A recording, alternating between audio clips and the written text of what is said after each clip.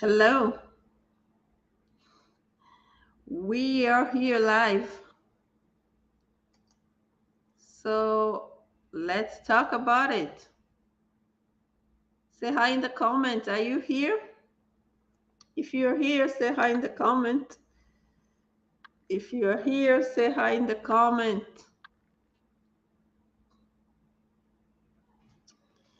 If you are here, say hi in the comment.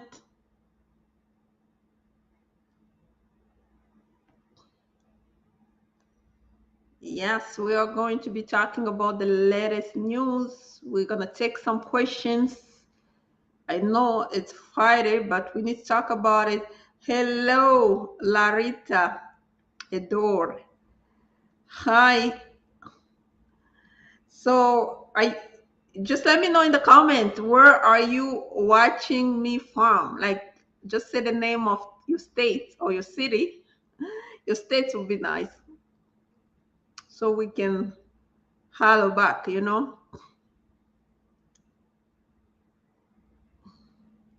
Yes, we're gonna talk about this GOP immigration bill. I didn't read it, but we're just gonna go with the summary.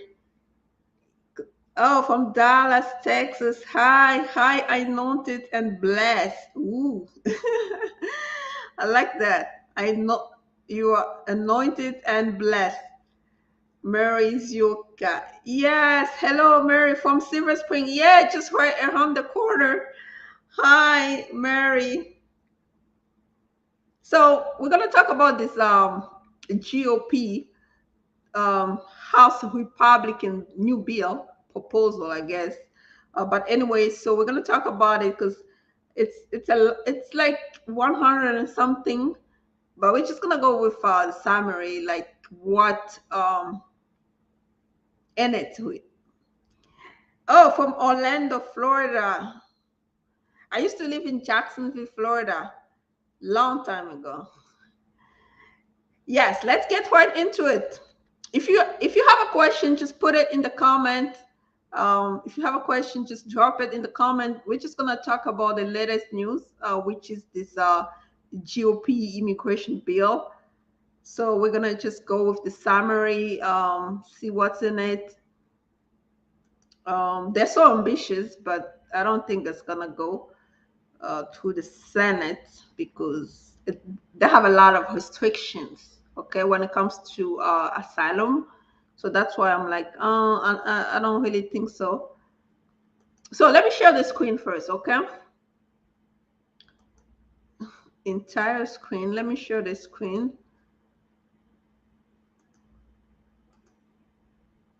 Uh-oh. Okay. So this is the summary, right, from the Hill. You know the Hill, Capitol Hill. So, yep, GOP immigration bill sketches battle lines for 2024. Next year we're going to have the general election and everybody's trying to win over. And the main issue is border security. We know with this Biden administration, while they did not really handle it correctly. But anyway, so the GOP is coming with their House Republicans on Monday unveiled a 130-page, wow, immigration bill. And what's in it? It's packed with President Trump era immigration proposal. Yeah, they're just trying to go with Trump, the way Trump was handling immigration. That's what they want to do. So let's get into the detail. That is poised to set battle lines within the GOP and between the two parties. So, everybody's trying to win this general election 2024, and everybody's coming with a proposal, okay? Among other proposals, the bill includes severe restriction on asylum seekers. This is an attack on asylums when it's going to restrict, okay? You see how it says severe restriction on asylum seekers, an issue that caused a rift in party and led to public vote between Texas Republican. Well, although the new proposal introduced by Tom does not include word for word the provision, but the bill elicited opposition. Okay, basically what they're trying to do, it's going to aggressively reduce the number of people eligible for asylum. That's the goal. Basically what they're trying to do is at the border, you just apply right there. You don't get it, you don't get in. Another thing they're trying to do too is to like they're gonna seek penalties for overstayers, like visa overstay penalty, gonna pay some fees for it. Okay, the bill also includes a long wish list of immigration restrictions proposal, including mandating detention for family units crossing the border without prior authorization. So basically, it's going to be big at the border. You know, when people come at the border, usually you get parole. Sometimes you get into detention, then you have the right to apply for asylum. So what they're trying to do really to limit asylum seekers from seeking asylum from the get-go. You know what I mean? So that's what exactly this bill is trying to do. Okay, mandating asylum requests be conducted at the port of entry. So if you're gonna come for asylum, you better apply it just right at the port of entry. And if you don't apply it there, then you're gonna get penalty for overstaying visa. You see, penalties for overstay visa. Yeah. And what else is there? Yeah, that's just exactly what I said. This bill, the way it is, well, no consideration from Senate Democrats or the White House. So basically, it's just going to be blocked there, right? Because the Senate is controlled by the Democrats. They're not going to allow this one to pass the way it is right now. Okay, in part, it's important because the bill will reinstate many of the immigration provisions and proposals made during President Trump administration. Yeah, so they just want to go with what Trump did, and the Democrats are not going to take it. Yeah, for example, they will reinstate family detention, including detention for minors. So against this one, and mandate asylum seeking families be detained for the duration of the legal process. So basically, what they're trying to do is like you're gonna be the person who's asking for asylum, they're gonna be detained until the case get adjudicated. That's so bad. On family detention, the bill includes language that could preempt court challenges like those that block some of the Trump administration. Wow.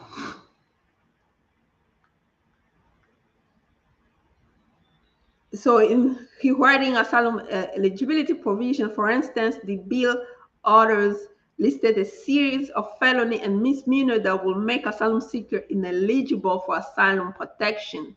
So basically, if somebody has a lot of felonies, misdemeanor, you just can't apply for asylum. Well,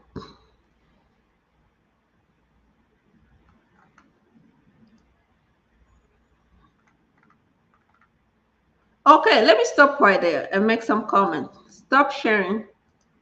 So that's exactly what the Republicans are trying to do. So basically, they're going hard on asylum at the border, limiting asylum, but it's not going to pass. Really, the way it is right now, it's not going to pass. Just remember that the Democrats control the Senate.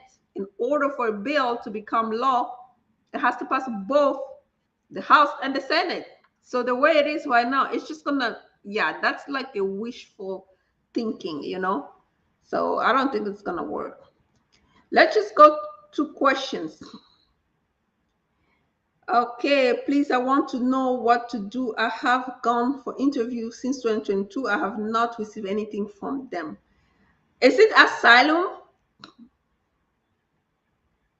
E- Since 2022, you went for the interview for the asylum. What you're going to try to do is, if you try to call them and you haven't gotten like any resolution, what you're going to have to do, try to call your senator, congressman to try to step in for you. Or you can contact the ombudsman office, um, and they can help you out too. Yeah, you're gonna have to really try to get help from outside of yourself.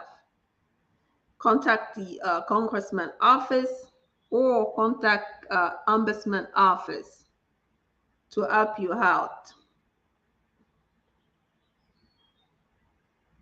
The congressman, you have to go to your state. If you're like from Florida, you just Google, uh, where are you from? Texas, right? You Google Texas, and then, yeah, you just Google Texas. That's it. Congressman, and who's your congressman in your state. In their website, they always have a section for immigration. That's where you fill out the form and send it to them so they can call, like they can get in touch with USCIS for you. Ombudsman office, let me just give you the, I'm gonna give you the, let me find the link. I'm gonna give it to you. Just give me one moment.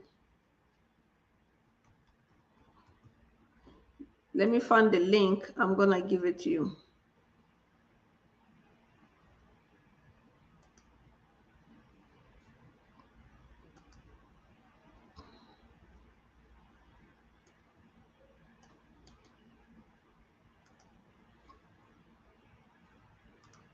Okay, let me put the link here, right? That's the ombudsman office. The link is right there. If you click that link, it's gonna show you case assistance, and then you're gonna fill out the form and then pretty much tell them that, well, I've done my interview with USCIS. It has been a long time. I haven't heard anything from them. If you can help me out, get a resolution. Okay, let me go to another question. Mary Dioka, what became of the registry approach? Yeah, in this immigration bill, for this those I mean for those Republicans, well, to be honest with you, I haven't read the entire thing yet, but I don't see anything about registry. Really, what they really want to do is they just want to limit Biden from putting out a whole program. You know how Biden is putting out like programs for Nicaragua, Haiti, those parole, those TPS programs. They just want to really limit the president's authority to do that. That's number one. Number two, really what they want to do is they want to limit people from applying for asylum. So a lot of restrictions on asylum, and they want to impose penalties for overstayers. They're not really talking about a lot of things as far as undocumented persons are concerned. So that's the main thing. Okay, let me read this question. As a 2 years green card holder, is it safe to own a gun legally, and does it affect my immigration status? Well, when it comes to gun, you have to know the laws in your state. I can't really tell you whether or not you can, because you have to go with the law of your state. Yeah, you need to find out about your state, what your state requires. You know, I don't have the answer to that question. The USCIS number is not good. Well, the USCIS number, when you call them, first of all, you don't get anybody. So you can call them, but a lot of people call them, they don't really get to anybody there. So what I'm trying to tell you, Larita, is try to find a solution outside of USCIS. Like the ombudsman office. I sent you the link. The congressman. Those are the people who can reach out to them and try to reason with them. As far as you already did the interview, you just need the response.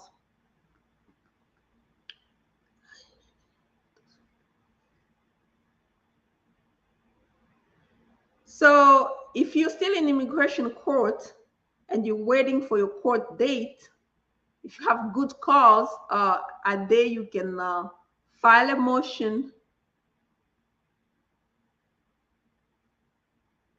Sorry, you can file a motion to advance your hearing. Okay, motion to advance your hearing, but you have to have good cause. Motion to advance hearing, you have to show good cause because we have like 2.5 million people, right? Million cases pending. So why is it so important for your case to be heard first? So then you have to have good cause as to why you file a motion, and just wait and see if it's gonna get you're gonna get a response. And especially if your case is pending, the case is up, and usually they respond on a motion within 13 days. So, okay. Mary Ziako. Oh, you're welcome.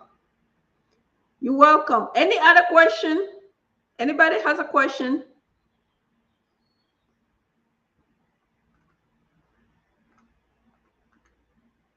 Yeah, if we don't have any, okay.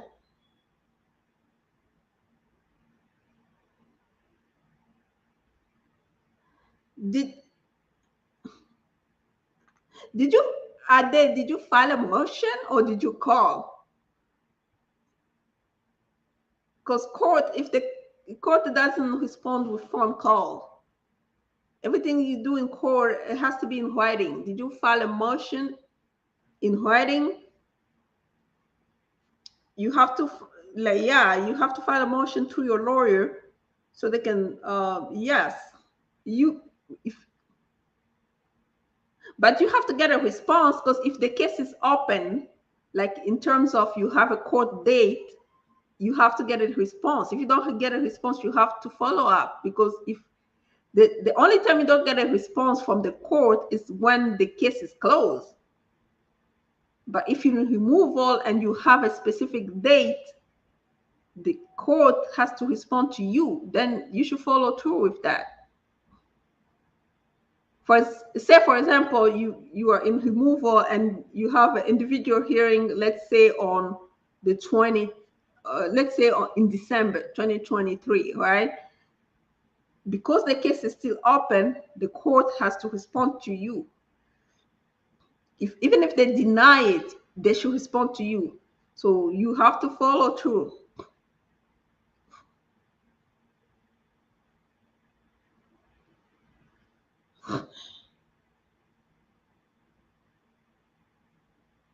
Yeah, because you don't, yeah, it could be a problem a day because you don't have a court hearing date. That's why it's like, I don't know if your case is closed or administratively closed or something. First of all, you have to know whether your case is administratively closed. Because if it's administratively closed, when you send those motions, nobody's gonna entertain them. But if the case is open with a date, then the court has to respond to you within 13 days. Try to follow through, and because even if they deny, you will know. So that's what I'm saying. Something is not right in the in this situation. So you need to follow through and know what's going on with the motion that you filed. Because the motion, when the case is open, only take 13 days. It doesn't take that long. It only takes forever if somebody's like the case is closed. Anyway, so RAMG, I want to approve. Can I file motion to reopen 15 years old removal order? Yes, you can file a motion to reopen. Join motion, of course, and then hope for the best, right? Because when the case is closed, it's no longer ICE priority to reopen your case, but it doesn't mean you cannot try. So you have to, since you have an I-130 approved, you have to try. And depending on why they order you removed, that could be a problem too. Let's say, for example, someone was ordered removed based on the fact that asylum was frivolous. Okay, if an asylum case was frivolous, they're not going to reopen the case. Even if they reopen it, you can't do nothing because of frivolous. You pretty much bar. But if say, for example, the case was just denied because you couldn't prove, you didn't have enough evidence to prove your case, that's another story, right? So you can try to reopen it. If you don't have criminal records, it should be, you should try, especially now that this Biden administration is still helping out, that's when you should try. Don't wait anymore. Okay. You're welcome, Adi. Ramji, I hope I answer your question. Anybody else? Any other questions so we can wrap up this lovely evening? It's already 7:33 p.m. here, Eastern time, of course. So, well, if we don't have any other question, we just wanted to know what's going on with this immigration bill. So basically, in conclusion, two major problems. Okay, they want to restrict asylum as much as they can, and they want to basically reinstate all the Trump policy era. When Trump was in power, all those policies that he had in place, that's really what they want to do. Then they want to restrict this president power to uh, give executive orders, for example, power to issue TPS, those parole and stuff like that. Then give penalties to overstayers, So that's exactly what they want to do. But as far as I'm concerned, I don't think it's going to go through because in order for a bill to become law, it has to pass both the Congress and the Senate. And at this point, the way it's written, nobody's going to vote for it in the Senate, especially not the Democrats, because, they control the Senate. So I don't think it's something that we should be worrying about now.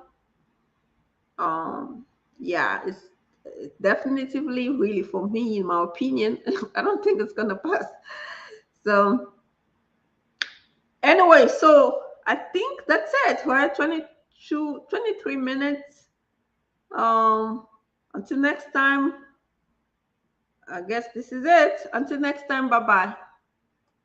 Thank you for coming. Please subscribe. Please share. Please share with your friends. And please follow me on Instagram, TikTok, Facebook page, Facebook group. You can always post your questions on Facebook page or Facebook group. We'll try to help as much as we can.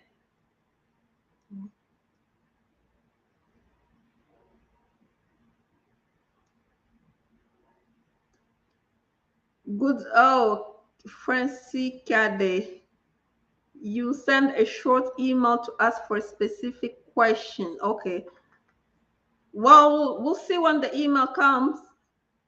Hopefully, it's not too hard. I'll see if I can answer it tomorrow, or if not, then maybe next week. So, what else we have to say here? I guess that's it, right? So please share, please follow, please share, please follow me on Instagram, TikTok, Facebook page, Facebook group. Until next time, bye-bye. Have a nice weekend. Next week, I'll come up with great news for some cases that we have been working on. Yeah, we'll share some good news, hopefully, next week before the end of the week. Until next time, bye-bye.